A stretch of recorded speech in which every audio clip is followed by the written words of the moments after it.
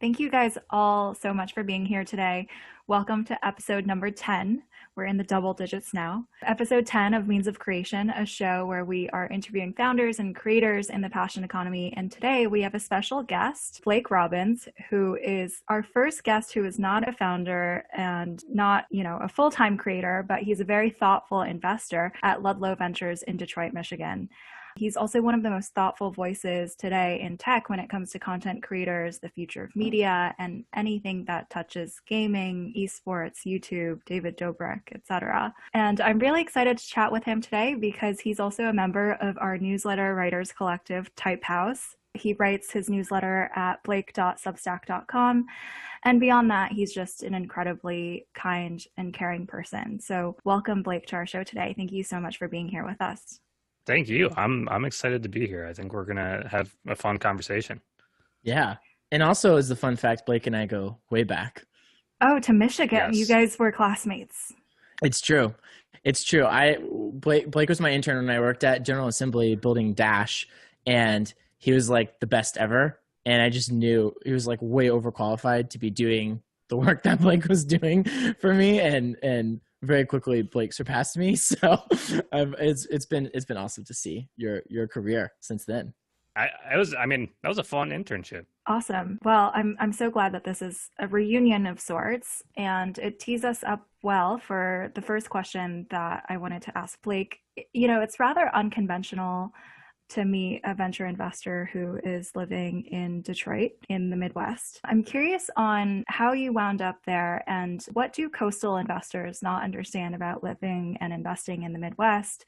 Yeah, I think that's like the most common question that I probably get always. And really it's like, I don't really know the alternative. Like I was born and raised in Michigan. And so for me, this is like my normal. And in a lot of ways, I like grew up on the internet. I've always spent all of my time like on YouTube and Twitter and just social media in general, like growing up. And so this is very natural for me. I think the advantage is like, there's tons of obvious disadvantages, right? Like the obvious ones are like, I'm not in person as much with these people, and the serendipity of maybe like going into a coffee shop and meeting an amazing founder isn't there. But I think like the real advantages for me and like what plays into the strengths, I guess, for me as a human is that I love just putting my head down and like being super focused. Like I love just like writing and reading and like blocking off times to just do my own things. There's an overwhelming sense of like FOMO when I'm in a major city where I feel like I need to be doing X, Y, and Z constantly. Whereas I think for me, like I live in the suburbs of Detroit and I'm just like, I put my head down. None of my friends in Michigan even know what VC is. And so in that way, I just feel very like grounded and in some ways, hopefully like more connected with reality. But like actual operationally, like most founders just assume that we're on the opposite side of the coast. Like if you talk to a founder on the West Coast, like the first time we talk to them, they're like, oh, you're just on the East Coast. And for us, we're just like, actually, we're just in the middle, it actually doesn't make that big of a difference. And so for us, we just hop on tons of Zooms. We do phone calls. We were weirdly like adjusted to this like before COVID, where almost all of our investments were made over Zoom and phone calls like before this for like the past 9 years or so. I think like just for me, like observing your career, like we said, we've worked together like a long time ago, back when you were like just graduating from college and stuff, or you're still in college when we worked together. But like Twitter is the engine for serendipity, right? Where if you just like thoughtfully engage with people, like it stands out and it compounds over time is the cool thing. When someone says something about something that they happen to know about and doing research or like experiencing things that are whatever, like diving deep into places. And that's like what you did with, eSports and all internet culture and all the things that are fascinating to you just as a human. It's like, those are businesses too, and like you can thoughtfully engage and it works. But yeah, it's been amazing to see the way that you use Twitter. Investors all have different sourcing motions depending on what their strengths and circumstances are. And I think if you're not in San Francisco, perhaps you can't go to all the happy hours and the mixers and the events, but Twitter exists and blogging exists, and those are fine ways to source as well for introverts. Yeah, I think like Twitter for me is actually I always describe it as like my town square. You know, it's just like I go on and I'm just like waving to people, like that I exist. And that's why I'm a huge believer in like learning in public and just being super public with my thoughts. Is like it's just hopefully a way to signal that I'm digging in certain areas, or these are certain spaces that I'm spending time in. And I mean, like Alex Danko and those, like, wrote a piece recently about like homesteading on Twitter, and I think like there's a ton of truth to that, of just like signaling that you've like spent time in those areas, and hopefully you get to meet really interesting people through that. And so far that's been my like story of Twitter, is just I've met some amazing people by just simply like writing about things. You've put out some really amazing content with regards to content creators and the creator economy and the future of media. I'm curious if you could tell us about how you became interested in the creator economy in the first place. I think for me, I've always been interested in the creator economy, mainly out of like personal interest more than anything else. Like I grew up on the internet, and I've always been a huge gamer. And so I feel like gaming was one of those areas of like content creation that sort of picked up before other areas, like beauty and gaming were probably like very early on with that. And so when I was in high school, I used to just watch like tons of YouTubers. It was like, like the first wave of like gaming influencers and YouTubers at the time. And I just remember like when I got into venture, people were like talking about it still, like they weren't really big people, and they're like, there's still so much room to grow, all this stuff. And I was like, this is bizarre, because to me, like, these people were huge stars. Like I just viewed them in the same way that we talk about like right now, where like kids are growing up and want to be YouTubers or pro gamers or whatever. Like that was already me. Like I was like the first generation of that, like where I just remember seeing these people like driving, I don't know, they weren't driving Lamborghinis at that point, but they were definitely living in nice houses and as like young kids. And I was like, this is amazing. Like I like, how are they doing this? And so I was just always obsessed like from that angle of just like what is actually going on, the dynamic around that. It always felt really clear to me that the influence that these people have over their audience is actually just far greater than like a traditional celebrity, and obviously that's just continued to compound over time. And I think we're like within the creator space, I definitely spend more of my time within like the more like the bigger influencer space. Like that's just, I'm always interested in how those people are running their businesses. But I overall, like in the past year or two, it's just been like, oh wow, there's actually so many different angles of this. And I think this like middle class that will hopefully rise here is just super, super interesting. Yeah, I'd love to hear about, as you talk to other investors in the broader ecosystem about creators and investing in creators, what is a common thing that you think other people don't understand well about the creator economy? I think it's still super early. Like we're still in the first inning, and there's a lot that's going to mature, and we're going to figure out a lot of just how the dynamics of this business play. But I think the biggest thing for me is that there's tons of people that think like, okay, YouTube and Twitch have won, or like, whatever X, Y, and Z platform that you want to say have won this space. And I actually think that right now there's like a real opportunity to go after those major platforms, because they have just focused so much on purely on like, hey, you're going to rely on AdSense from us, and that's how this business is going to operate. I think like we've seen with OnlyFans and I don't know, other platforms like Substack and these things where it's like, let us just give you tools to help create and monetize your business better, is sort of like the biggest thing that I'm interested in. And I think most creators, like they're sort of going after like two major like things. It's like, one is they want to make as much money as possible, and then two, they want to have as big a fan base as possible. And like that's like the dynamic that I think every single platform or product that's being built in this space has to navigate. And like if you're not attacking one of those directly, it's a really hard spot to be building in this space. I would actually decompose the first point of that creator desire of wanting to grow their fan base as much as possible. I would actually decompose that into creating something and having that creation reach as many people as possible. So tools that help people to create something, I think, is another space to play. I was just going to say that I think the tools themselves, like there's sort of two angles. There's the big platforms who are bringing eyeballs and actually like, driving audience, for sure can charge a higher premium. But there is going to be this other side of like, if you already have an audience and you can hopefully port that audience to wherever, there is going to be this new type of thing that emerges, or platforms that emerges, that gives the power to those people, taking way less fees. And they're like, you just bring your audience with you. And I think that's just a super interesting area that I'm trying to pay attention to. Absolutely. I think there's always a dynamic where the top tier creators are susceptible to being pulled off by another platform that doesn't extract as much of the economics once they have built up their audience already. I also want to ask you about OnlyFans. Recently, you wrote about OnlyFans in one of your newsletters, mentioning that traditionally it's been associated with NSFW content. However, quote, I strongly believe that it has the potential to emerge as a popular platform for content creators to earn subscription revenue for all types of gated content. That's a super interesting point. I want to unpack that a little bit more and hear you describe it. I feel like OnlyFans is kind of the third rail of venture investing, and no one really wants to talk about it. And tell us more about your thinking about the platform and how it could potentially move into the mainstream, or do you think that another platform is going to adapt the model and apply it to more mainstream content?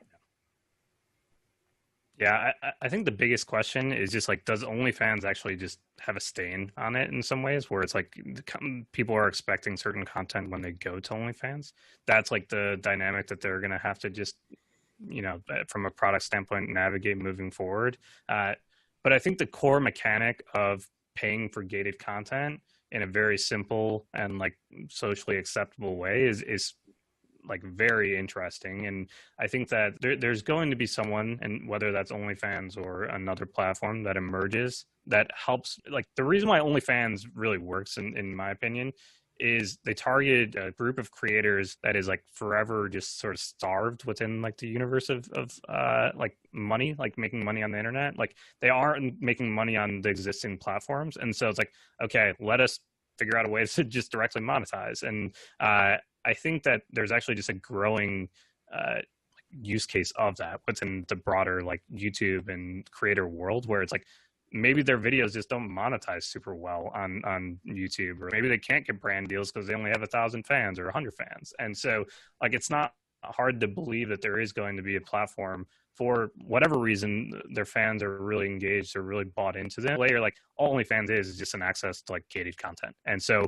like, I think we're going to see more and more of that. And OnlyFans in some ways has helped pave the way of just normalizing that and making it like acceptable to start charging your fans for content. We typically actually see a ton of innovation around the edges of that stuff, where like in gambling and all of that, there's for sure tons of innovations and product mechanisms that get moved into like the broader ecosystem over time. We've seen Logan Paul recently release his own membership products, and there's a big YouTube channel called Nelk Boys, which is like all of their content is basically like they can't monetize or get brand deals for, and they've done a direct consumer subscription deal on their own website. Both of those are $20 a month too, like, which is pretty insane. And they're supposedly converting at really high rates, like relative to their fan base. Yeah, that's fascinating. And I think the whole, like, is there a stain they can't get rid of where it's too associated with a certain type of content? I think OnlyFans is a more extreme example than this, but it's worth remembering that when Snapchat first came out, it had a reputation as being an app for sexting. That's what all the news stories were. There's a new app that kids are using to send disappearing photos of each other naked. And like, obviously Snapchat is not known for that now. And like, perceptions can change over time, Yeah, 100%. And I think for like OnlyFans, they've started to dabble in this, right? Like they've gotten some creators that aren't posting, not safe for work content on there. And I think over time, it will be interesting if they can get, like, imagine a world where you get like David Dobrik or someone really big that like, maybe the joke is like that they yeah, that would work super well if he started an OnlyFans. Yeah, I mean, people would like joke with him and assume that like there was not safe for work content, but then once they actually subscribed and they're like, oh wow, this is actually just a great vlog, or like, oh, this is just literally his way of monetizing his videos, that perception gets changed over time. And OnlyFans is super cash rich right now. I have to imagine they're thinking about going and like acquiring or paying people. Like I'm assuming they paid Cardi B to set up her OnlyFans, and so I think we'll start to see more of that.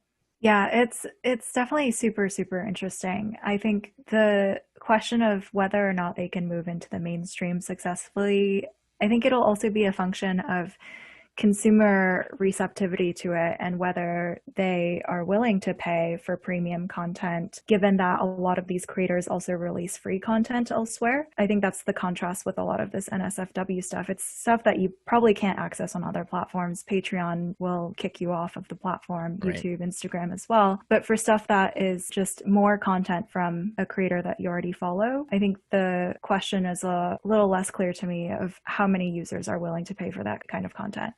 Totally. Corey asked a question here that I think it might be worth just like mentioning in line, which is what is OnlyFans moat or defensibility? And I think really the same question applies to Patreon and Substack and any other platform that's not so much driving discovery for creators. It's not the place where you grow your audience or the place where you monetize your audience. It seems like there's obviously lock-in around like who's processing the payments and do you have the payment relationship. But like, Substack, it's your Stripe account. You can take your Stripe account somewhere else if you are willing to build an integration, or maybe some other platform could build an integration. Maybe Substack will change that. Patreon, you're more locked in. Other platforms, maybe you're more locked in. How does that become indefensible over time? Like that you can't export that's just the new competitive frontier? Is like, I'm very curious your thoughts on defensibility of these platforms. I think it's a really good question. For better or worse, OnlyFans being associated with the type of content that's on there, and in Substack, right? Like, it's a newsletter, right? Like if Substack moves into other things, that might change over time too, and that might be a difficult thing for them to navigate from a public perception. But the idea is like, hopefully people are just getting used to the fact that they're on OnlyFans. Like, I think it's really interesting. There's probably an opportunity for a brand to emerge here, or a platform to emerge here that's like invite only, and it's like you have to be vetted, and then maybe over time it's like, okay, just being here, it's a really like a good signal that you were like invited onto the platform. Like, what if you can actually start to post content on there? I think it's hard to say what the actual mode is over time. Like I especially when you're not driving actual like audience, the demand side of OnlyFans and Patreon and Substack is actually like probably pretty low. And so if they're charging for like a premium that they are bringing you an audience, that's where like the real opportunity arises. Like they need to basically decide whether they are like the aggregator platform, like the famous Ben Thompson piece. And I think right now all of them are actually sort of stuck in this middle phase because they would love to charge like they are an aggregator, but I don't think any of them are actually meaningfully driving the demand side of it. And so if they don't shift their strategies in some ways, there's definitely going to be opportunities for like the pure white label platforms or the Shopify type plays that people will always talk about in the space to emerge here. There's a follow-up question in the chat as well that we can slot into this line of thinking around OnlyFans creators having a lot of churn and very few of their subscribers renewing to an OnlyFans creator. What are your thoughts on churn, given that consumers are also subscribing to other premium content as well?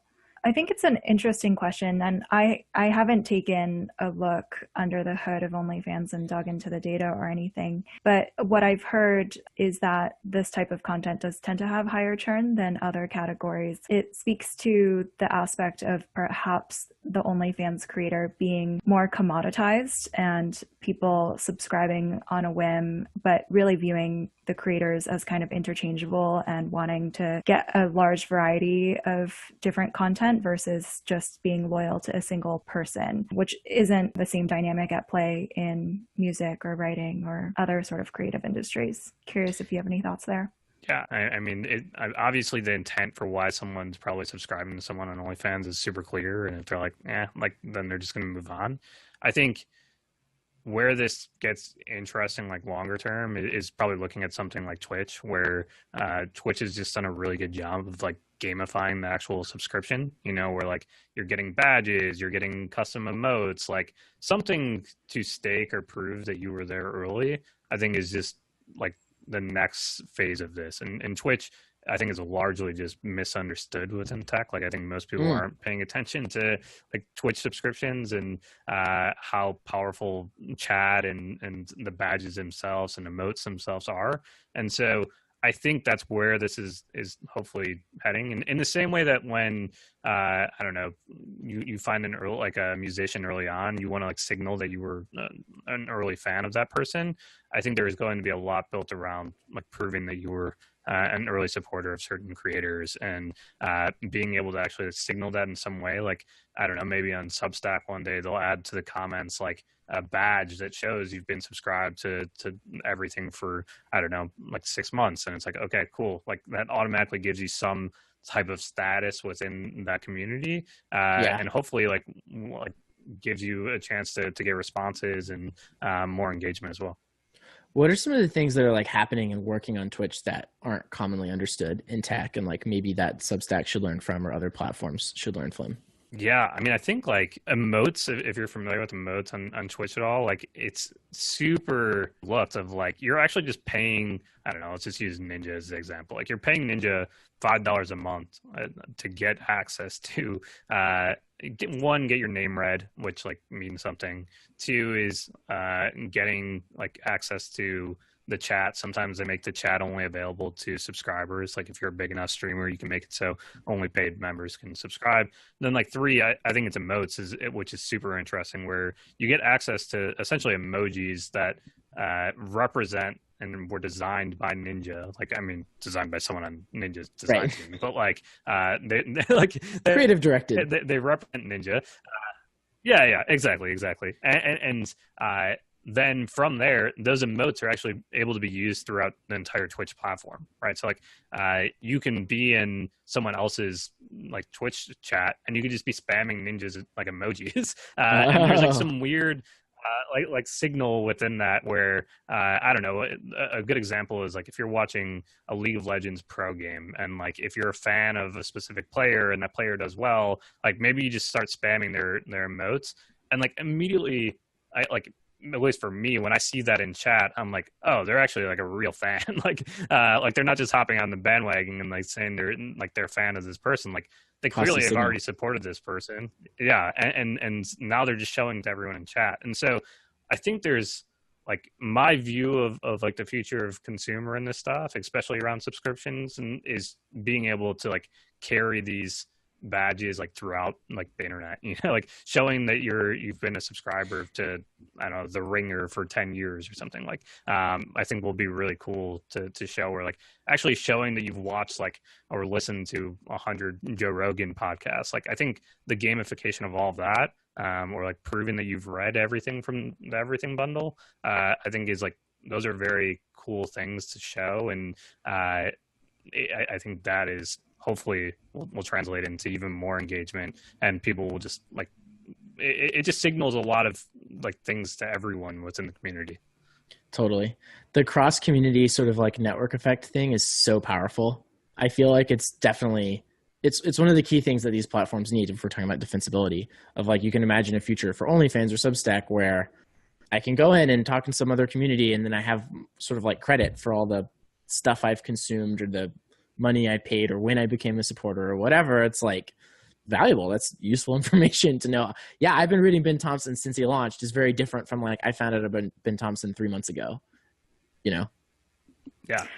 And actually the other interesting thing about Amazon and Twitch is that I forget, like maybe a year and a half ago, 2 years ago, Amazon actually rolled in Twitch subscriptions into their Amazon Prime bundle. So you get one free subscription per month. And like most people actually just don't ever like talk about it. But what that means is with your Amazon Prime membership, you're now given the opportunity to give, like you basically just have this free thing on your account. Even if you have Amazon Prime and you're not using it, like you still have this Twitch Prime thing that they call, and you can just give that to a creator every single month on Twitch. I don't know what the exact split is. Let's say like Twitch takes 30% or 40%, but they're just basically floating to creators like the $2.50 or $3 of that $5 subscription. And if you think about like, maybe there's a world where Amazon just like buys Substack one day and they're like, hey, you know what? You can actually just like choose a random person every month that you subscribe to with your Amazon Prime bundle. And that gets like very, very cool. And I have to imagine there's going to be this larger bundling offering in the future. Totally. I definitely think Amazon's the best acquirer for Substack as a side note, because of the integration with Kindle would be fantastic, and Goodreads is kind of a pile of trash, but like theoretically there would be some value there. And I don't know. It's definitely Amazon, I think. Anyway, sorry. And with Twitch, obviously. I agree. Yeah. The note about being able to showcase your fandom publicly and having other people acknowledge how big of a fan you are, it is reminiscent of a lot of the stuff that I see on TikTok with regards to cults and creators sending their followers off to go do things around the internet or change their profile pictures or, I don't know, do some weird action. And it, like, unless you're in the know, you don't really understand what they're doing, but then it comes through that they're doing this because a creator told them so, and they're part of this movement. And by partaking in these actions, they can really showcase that they are a mega fan of a particular creator. Agreed. Really cool what's happening on TikTok. Yeah. Do you think that there's any interesting startups that you can name that are tackling this element of gamification of fandom and showcasing fan status in a good way beyond Twitch? I think it's still early. Like, I think that there's going to be people that are hopefully going to nail that. Like, an area I've been like super obsessed with recently is I don't know if you guys are familiar with like there's a Chrome extension called Better Twitch TV, and there's also a Chrome extension called like Reddit Enhancement Suite, and like both of those are basically just like products or Chrome extensions that sit on top of, you know, like existing websites and like make the UX changes that the team never would have made themselves. Like, it's basically like a way of the community being like, hey, you're moving too slow, let us just build it for you and like install this Chrome extension and we'll just like do it, do more work for you. I've been super obsessed with like, what if you just like bundle all that into one Chrome extension? Like, you just basically like better internet. Like, okay, let's just have one. Yeah, you just like make a better internet Chrome extension, and that like sits on top of every website, and like maybe you can make like Twitter DMs actually mean something, or like you can start that. Like, the reason why I think it's interesting is because then you can really introduce these like badges or trophies that sit across the internet, where like, okay, cool, we now have your Reddit account, we have your Twitter page, and like for example on Twitter, like they should have a badge, or like you should have a badge or a trophy case that shows like you've had a viral tweet, or like you've gotten more than 100 replies on one tweet. Like the achievement systems within like games are something that like every single like social company can learn from. And I think we're starting to see like, I think China's leading the way in this, but they're clearly understanding the gamification of everything is like where social, like the endpoint of social is that you just end up like looking like a game. And so I'm just super interested in like, how do you make these like trophy cases or achievements, especially like signaling across the entire internet. And that's why like I think there's probably something cool around this like better internet thesis of what if you just sit and build this layer that sits on top of every site. Yeah, totally. Is that a request for a startup? Yeah, I mean, if someone wants to build that, that'd be awesome. I mean, the cool thing is you actually could probably just make that super open source, where it's just like, hey, everyone's just acts on whatever site they want. So yeah, I mean, absolutely. Like, if someone is working on that, definitely let me know. The closest thing I can imagine is Stylish, which I use to modify CSS of various websites. It's just like pattern match on a domain name and then put whatever CSS you want in there. And like, for me, the main reason I use it is because in Google Docs, it's got the page breaks. And even if you do like non-paper mode, it still has a little dotted line that I hate. And so I just remove that with CSS and my life is so much better.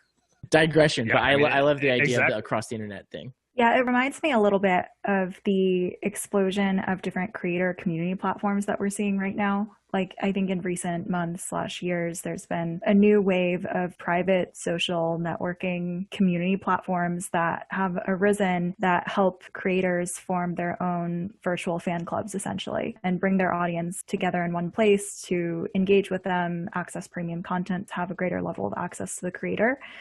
And I think that that is sort of like a step in the direction of what we're talking about, of gamifying fandom and showcasing one's status and affinity towards the creator. But I think it's almost contradictory in another way, because by definition, if you're a member of this private community, no one else really knows that you're a member of that community, and it's gated. Yeah, I've always said paid communities within like the context of, you know, getting into that community like almost feels like an oxymoron. Like, you know, like I feel like communities are just naturally organic, and the best communities will just emerge, you know, like with or without being inside that forum. You know, like you look at a YouTuber, I don't know, like they probably have a community on a Facebook group of just hardcore fans, and they have like a community of like on Reddit, and then Discord, and all these different places. And so, yes, there might be one that is like, this is the place where I'm going to be hanging out, but I think those communities will exist regardless. And so I think those communities actually work way better in like you see it with like there's paid Discord groups for like sneaker reselling, you know, or like where you actually just need to keep the community small. And Right. But like if you're trying to grow a massive audience or like a massive community, I think it's a lot harder to do paid communities. In the last remaining 20 minutes or so, maybe we can get some audience members to come up here and ask questions and participate in the discussion. And so if you guys raise your hands in the Zoom, we can bring you up here. Don't worry if you're not presentable. It's voice only. Yeah. John, how's it going? You can unmute yourself. Hey, what's up, everyone? Can you hear me? Yes. Yes. Hey, so I'm a newsletter writer myself. I'm focused on this intersection of cities and tech, and definitely an audience that I'm thinking a lot about is the investor audience. And I'm just curious if you have any thoughts. I know obviously newsletters and media can be a good source for sourcing deals and companies, but I'm curious what type of content resonates with that audience, and what type of kind of insights are you looking for? For me, I'm just super interested in like learning something new. I'm just genuinely curious about a lot of different areas. And so whenever there's something that's happening that other people aren't paying attention to, like I think those are the most interesting blogs that I read or newsletters that I read, where it's like they're just surfacing things that I just didn't even know existed. And I'm like, whoa, okay, like that's actually really, really interesting. Like, why is no one writing about this? And so like for you to be that person who's writing and doing a deep dive or saying that this thing exists, I think is just, those are my favorite things to read personally. I think everyone broadly likes to read new things rather than like the same exact, like, here's my take on why Uber is going to be a big company or not a big company. Or here's my take on Rome. Sorry. Yeah, exactly. Your take was good though. I thought what you wrote was good. I got one. We have like a little feedback form at the bottom, and someone said is a pretty generic take. And I was like, kind of fair. Like it's just a network effect thing. But I did 60% of readers who filled out the survey said it was amazing. So my ego is intact. That's good. Yeah, I think I love it when companies write memos rather than pitch decks. Like a prose memo with a beginning, a middle, and an end, unpacking an idea in detail, I think is always really impressive. If it's very thoughtful and teaches me something new, I'm always wowed by that. I think memos just allow for more depth of thinking and information density than PowerPoint presentations can. Yeah. Ayush, how's it going? Hi guys. So I just wanted to ask that, you know, I'm building a platform, and currently we are onboarding. We are focused towards onboarding the smaller creators. But actually, I feel that most of the smaller creators fear a lot of change because they have a very low fan following of around, like, I guess 200 to 300 follower count, and they actually tend to lose 50 of them. So how do we onboard them? There's a really good talk from Alex Zhu with Josh Hellman that he did a couple of years ago. And Alex Zhu is basically like the founder of Musical.ly. I mean, he is the founder of Musical.ly, and then was running TikTok. And he talked a lot about like why these smaller following people are the ones to target. And for him, and the reason why it works for TikTok is that they had sort of this like massive top of funnel, or like they had the all eyes on the For You page.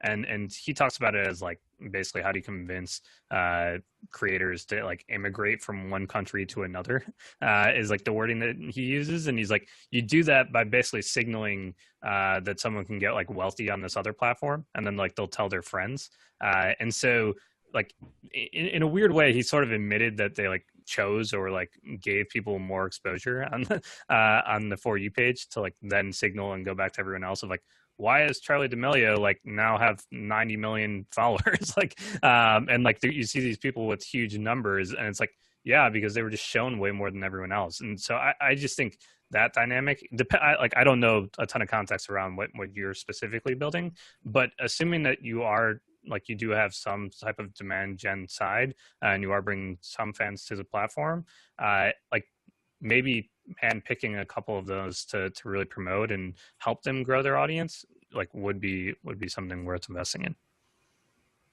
Basically telling them that they have the future in their AR views. Yeah, and I think more generally, like it's about cost and benefit, and it sounds like people are worried about the cost and unclear on the benefit. So maybe the benefit is more exposure.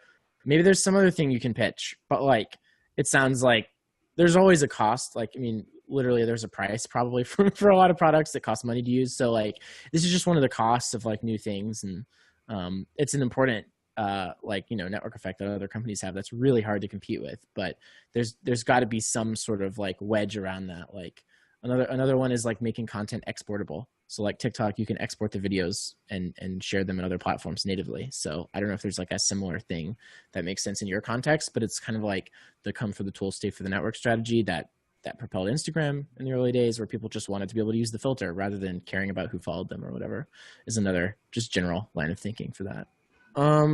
Should we do another question? Let's do it. Christopher, how's it going?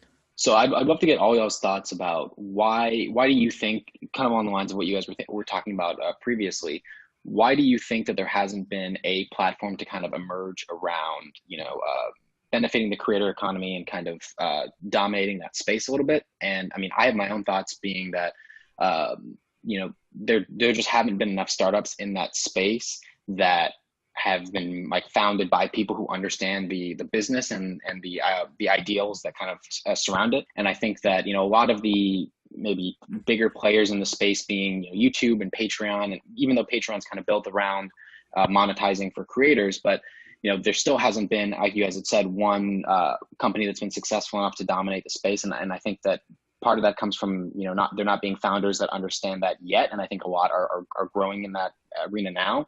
But why do you guys think that, you know, someone like Patreon, that was, you know, a relatively recent startup that was built around the idea of monetizing for creators and paying directly so people could support smaller musicians when it first started? So why do you think that someone like Patreon hasn't dominated that space, or why someone like OnlyFans hasn't either? Yeah, I mean, it depends on your definition of like dominating the space, for sure. Because like, I mean, Patreon and OnlyFans are definitely household names within the creator space. And I mean, I think Patreon just raised like $1 billion valuation. So like, they're definitely big names, and they clearly have some size of success. I think what you're probably referring to is like, how do you know, build the next YouTube or something like that? I think that is, it has to, it's like, I think we're at a point right now within the creator space, at least referring to content creators like on YouTube or Twitch specifically, where they might like, we're in this phase where they've made a lot of money from the platforms. People have very clear understanding of how they're making money from those platforms. But I think they're like, we're getting to this next phase where they're finally realizing like, okay, how do we like take it to the next level? I think most creators up until this point like don't realize they're running businesses. Like, and I think we're starting to enter this next phase of like, oh wow, I'm actually like really under monetized relative to what I'm doing. Like I'm bringing 10 million views to this platform and they're only paying me X. And it's like, okay, well, what can happen when you start to invest in yourself and build the tools for yourself? But there's still tons of people that are super happy just making direct money from YouTube AdSense as well. And so, or like from these platforms directly. So it's going to take a certain level of creator, or like a creator that is also a founder. And then there's also going to be like the platforms that really understand the needs of these creators. Yeah, I would push back against the characterization that there hasn't been any major companies in the creator space. I think there's many. I think all of the large social networking platforms of the last decade are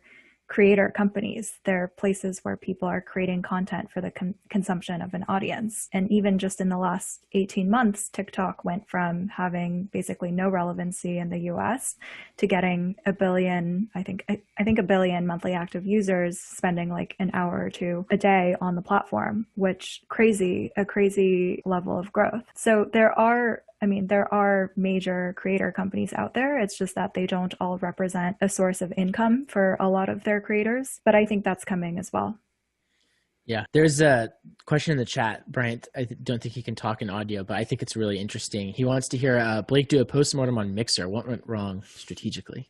I think Mixer and like just basically believe that the power was with the creators rather than the actual platforms themselves. And I think Twitch has very clearly, like, Twitch's product is designed to, like in a weird way to promote like just people. And so if you go into a game on Twitch right now and you just click League of Legends, they're all the value, like the top 5 streamers on Twitch are going to accrue all the views. And what ended up happening in Twitch's case, or in Mixer's case, is like, yes, Ninja left and Shroud left, but the people were still going to Twitch by default. And they would just click on the game, and it just turns out they like made the next Ninja and Shroud. And like you saw Tim the Tatman and Nick Merckx and Courage, and these people really start to blow up.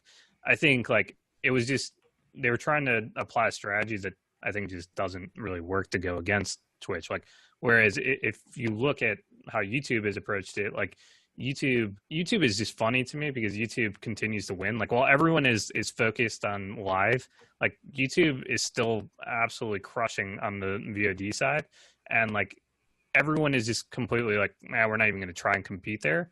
Yeah. But that is by far like more interesting. Like, that's where all the AdSense is coming from. Like, that's where most people are actually watching. Like, you get 10,000 viewers live, but you're going to get millions of views on that playback. And I get like why there's values and differences between those, but like if you were to actually compete, which YouTube is competing with Twitch, like they're just basically saying like, hey, stream on here live, and then we'll actually just convert that into a video for you. Like, the next phase of this is like YouTube actually just building like a smart editor where it's like, cool, we'll cut down your 6-hour stream into the highlights of 10 minutes, and we'll get 90% there in terms of like it actually being the highlights, and then maybe you'll do the last 10 minutes. But that's where I think it starts to get way more interesting, rather than trying to compete at like Twitch's own game of leaning in directly on live streaming. I completely agree with Blake there. I tweeted about this a couple of days ago. I mentioned that I think the wrong strategy to take for a new network is just to try and pick off the top creators from an existing network. Like, users are there for the whole vibe and the community and the network, not just to watch a particular person's content. I think that strategy works if it's not a network and you're trying to bootstrap like a new blogging platform by targeting top writers, in which case people were following a specific writer before, they'll continue to follow them to wherever they go. But for social networks, people are often not there just for a handful of creators. I think the interesting question is just like, if Ninja left and launched his own site as a standalone and it was ninja.tv, like that probably would have been considered a massive success, right? Like, I think it's just the fact that he went to another platform and that platform wasn't able to really, get the network effects. But like the fact that Ninja was still pulling 10 to 15,000 viewers on Mixer does speak to how powerful his brand was. And like, if he was just like, hey, I'm going to offer my own like direct to fan subscription service, and this is me live, and you can get access to that, like it would have been a very, very interesting business. But again, it's just a different dynamic than what actually happened. Totally. He could pull like a Sam Harris, where Sam Harris's podcast, part of it is free and part of it is paid, and Sam Harris has an app and all this other stuff. And it's like, but you're still attached to the platform where you're getting your top of funnel. We take one last question. Yeah. Paul. Hi, Paul. So I was just going to ask about the fees of doing that on mobile, and how does it affect the business model? Because the app stores are kind of controlling what kind of content can go there, and then the 30% fees. I was wondering, how are other platforms doing that, and if there's a way around it, or if there's, how does it work? Yeah, it's a good question. It's still, obviously we've seen with Spotify and Audible, and we've seen like the bigger players step in here. Like I'm not sure, but I believe like you can't actually subscribe to people on mobile for Twitch.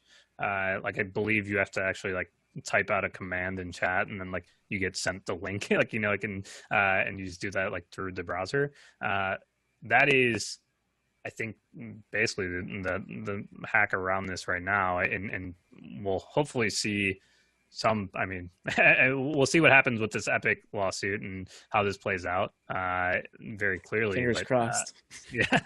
Yeah. I mean, we will see how it all plays out, and hopefully it nets in the favor of like an Epic and the platforms themselves, and we'll see. Yeah, it'd be an easier transition to actually get these people to subscribe to you on mobile. Thanks. Awesome. Well, I know that there's a few more questions that we didn't have time to get to, but I think all of our DMs are open, and you can reach Blake at his newsletter, blake.substack.com. Just follow me on Twitter if you're interested. I'm at BlakeIR, and my DMs are always open, so feel free to message whenever. Blake's Twitter is highly recommended. Yes. As a follow. Wow. High praise. High praise. Highly recommended. But before we go, we have like a super quick announcement, and then we can stick around to maybe like answer questions if people want, but I also don't want to like hog it or whatever. So let me switch my video to my camera, which is like a fun new product where I have like the like fancy. It doesn't work quite as well as I would hope in terms of like the AI for detecting me versus the background, but whatever. So we're launching a new newsletter. It's an exciting thing. We've been thinking about like what we can do to provide more value for the sort of like passion economy community. And it is a weekly news roundup on the passion economy with context and analysis. So every week, just like what is going on? What does it mean? This is the place where you can go. Lee, do you have any words or thoughts on our new newsletter endeavor together? Yeah, I'm really excited to work on this because I'm a member of so many communities where we are constantly sharing news links, articles, things that we read, and discussing it amongst ourselves. And we just felt like it deserved its own home on the internet, and it deserved to be showcased for anyone who feels like they can benefit from this. And so we're really excited to dissect the happenings in the entire ecosystem and talk about things related to OnlyFans or what's going on with TikTok or new startups that are announcing, and just really do a cool weekly roundup of all the happenings in the passion economy. Yeah. So we won't keep you too much longer, but you can subscribe at meansofcreation.substack.com. This is going to be for paying subscribers only of the everything bundle. So you get everything else that we do. Thanks. Okay. Afin. Thank you so much, guys. Have a great weekend. All See right. you guys here next week.